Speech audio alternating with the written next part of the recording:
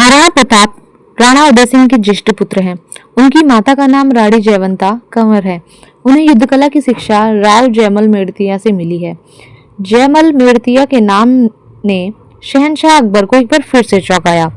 वह राजा भयारमल की बात को बीच में काटकर बोले, राजा साहब, यह जयमल मेड़तिया वही है जो राजपूत वीरों को लेकर मुगलों से लड़े थे और इस लड़ाई में उनके राजपूत और हमारे मुगल मारे गए थे। बड़ी हैरत अंगेज जंग थी वह।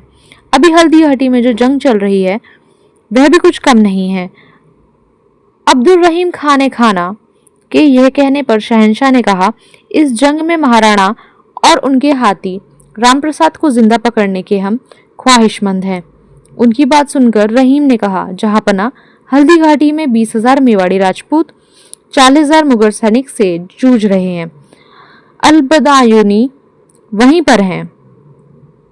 उनके पास आपकी ख्वाहिश पहले से ही पहुंचाई जा चुकी है। इस बात को कई दिन बीत गए और तब एक दिन अलबदायूनी खुद महाराणा प्रताप के हाथी रामप्रसाद को कैद करके शहंशाह अकबर के सामने हाजिर हुआ। वह अपनी इस कामयाबी की दास्तान खुद शहंशाह के सामने बयां करना चाहता था। शहंशाह जलालुद्दीन मोहम्मद अकबर ने उसे दरबार एक खास में बुलाया और हकीकत बयां करने के लिए कहा। अलबदायूनी ने इस पर कहा, हजूर, महाराणा और उनका घोड़ा चेतक तो जैसे हवा है, उन्हें कैद करना तो नामुमकिन है। महाराणा चेतक पर बैठकर हल्दी घाटी से निकल गए।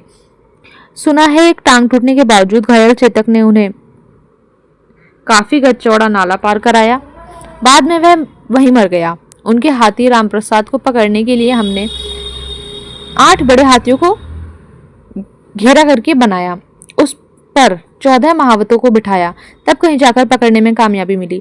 महाराणा न सही, उनका हाथी ही सही। इस कामयाबी को देखने के लिए शहंशाह बाहर आए।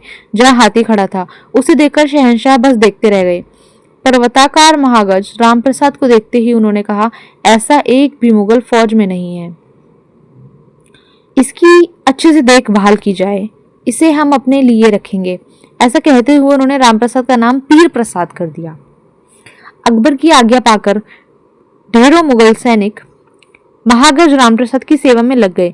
उनके सामने गन्ने का ढेर लगाया गया, पीने के लिए पानी रखा गया, खाने पीने की और भी अनेकों चीजें उसके सामने रखी गई। लेकिन वह हाथी भी महाराणा प्रताप की भांति स्वाधीनता का भक्त था। मुगलों की अधीनता उसे स्वीकार न थी। फिर महाराणा भी तो कहीं उसकी यादों में बसे थे।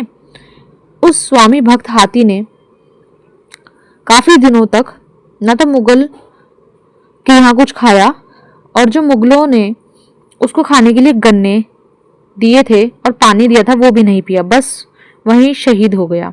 यह देखकर शहंशाह अकबर और उनकी फौज के सिपाही यह सोचने पर मजबूर हो गए कि जिसके हाथी को हम सब मिलकर नहीं झुका पाए, उस महाराणा प्रताप को भला कौन और कैसे झुका पाएगा।